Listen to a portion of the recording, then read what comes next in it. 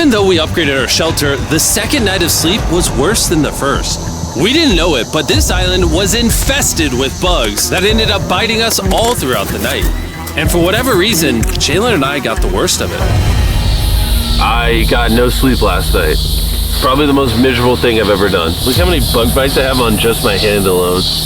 Do you see that? Mm-hmm. And while we caught up on some much needed sleep, you can probably guess what the boys were gonna do without supervision. Catch chickens.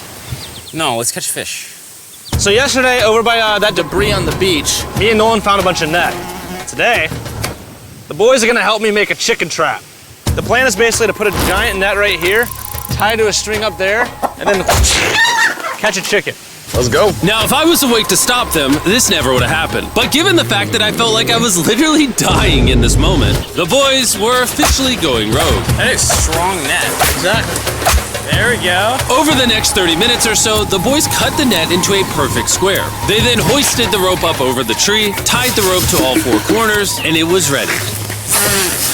That works. That's pretty nice. So after a quick reset and placing some bait, it was time to catch a chicken. What is this? Trap to catch chickens with? Can I see the rope? No, you cannot. Is that what you guys were doing this whole time? Yeah. I thought you were doing something actually productive. I'll be honest, at first, this seemed like a complete waste of time. Because for the next 3 hours, they waited and waited. But for some reason, Mac in particular was not ready to give up. And finally, after even more waiting,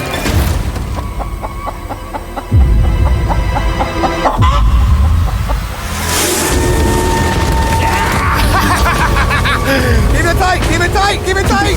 Mac, what is that? Jimmy, I caught it!